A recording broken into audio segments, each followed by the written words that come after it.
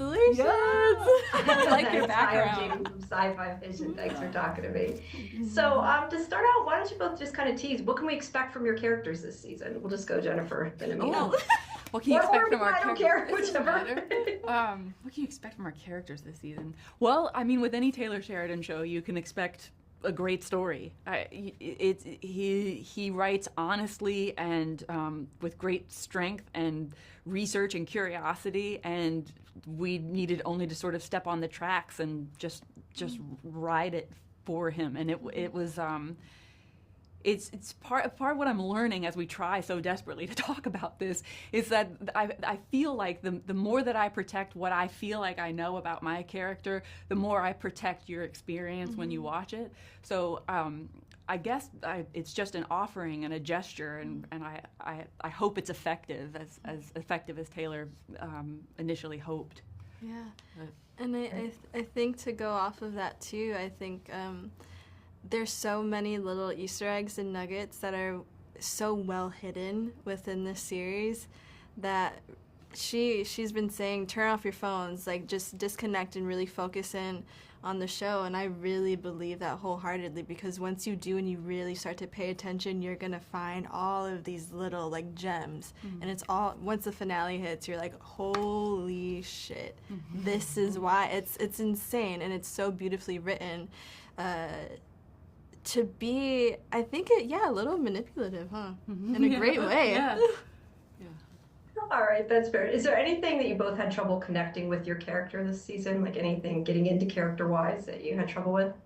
I don't know that I had trouble, but I felt like before I arrived in Texas, I had the key in the lock of the character, but it hadn't turned yet. Part of that is just the unknown. You don't know what the shooting style or the other people are going to be like.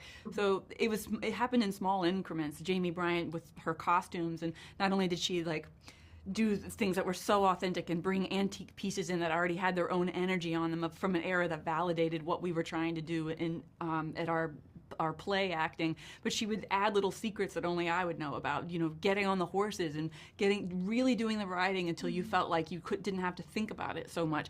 And then there were 7 cameras. That's unheard of. I still do not understand how they were able to operate 7 cameras at a time, but what it did is it freed us up to, you don't know if you're on camera or not. So you go in there and you just live and breathe and think the thoughts and react and feel the wind on your face and your horse breathing beneath your legs, and it was honestly sort of the easiest job I've ever had. I agree. What about you? Was there anything you felt challenging, or do you kind of feel the same way? No, I feel a lot of what Jen is saying. I mean, all of it's also challenging in a way. I mean, physically we're put to the challenge, I think, especially within some of the storylines and other characters. It's a lot of action. But the challenge, I mean, I wouldn't have fun if I wasn't challenged. I mean, I love, that's what we get to do. We get to be challenged every day and get to learn new skills, and it's a blessing.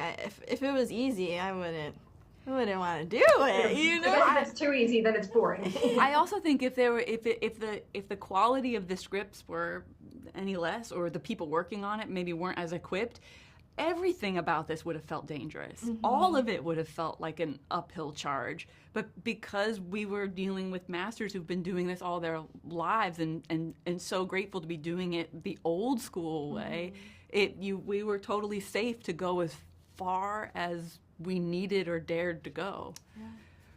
Great. Well, thank you so much. I can't wait to see the rest of it. Thank you. Thanks for your background. Oh, thanks. Have a good day. You too.